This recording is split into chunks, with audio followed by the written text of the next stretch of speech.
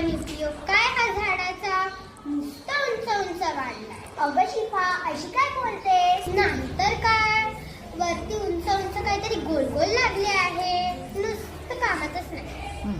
अगं शिफा, काय बोलतेस हे? किती कामाचं झाड आहे ते, तुला माहित आहे का? कसं काय? काय नाव आहे त्या झाडाचं? अगं ते औषधी युक्त कवठाचं झाड आहे, वूड ऍपल.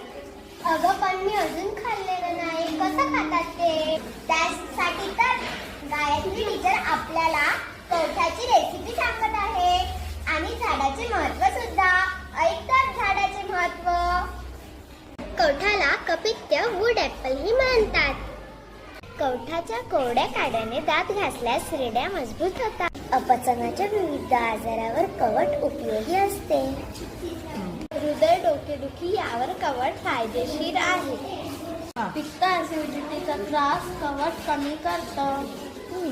भूक लागत नसेल तर पिकलेल्या कवठाची चटणी आहारात घ्यावी. कवठाच्या झाडाचे साल जुलाबाच्या आजारावर उपयुक्त असते. कवठ काय म्हणायचं? याला कपित्य पण म्हणतात. एक मोठं झाड असते, त्या झाडावर लागतात याला. बेल माहितीये का? बेलाचं झाड, बेलाचे पण फळं लागतात तशीच. हे याला कवठ म्हणतात. समजलं का? बेलाचं सरबत पितात, तसंच याची चटणी खातात, याची कॅन्डी पण बनवते येते. हे नंतर पाहू आपण. तुम्हाला फक्त झाडांची माहिती व्हायला आणि फळांची हे सुद्धा फळ खाल्ले जाते यासाठी माझी एवढी धडपड.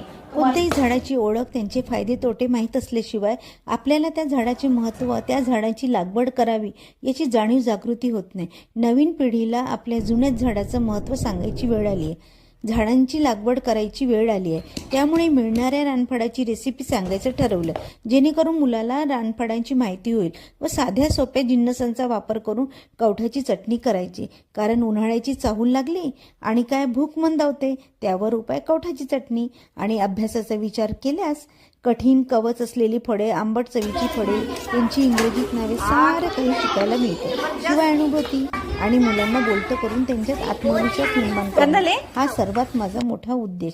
खरं आहे ना? बघा, मुलांचा आनंद, प्रत्येक मुलगा आनंदाने सहभागी होते आणि माझ्याशी संवाद साधतो. बघा, बोलता बोलता चटणी झाली पण आणि आम्ही वाढली पण. बघा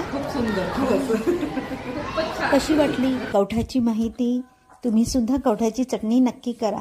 आणि आगरझरीमधून आम्हाला कवठ पाठवले याबद्दल सुमय्या मॅडम यांचे खूप खूप धन्यवाद. आणि व्हिडिओ आवडला असेल लाईक, शेअर आणि सबस्क्राईब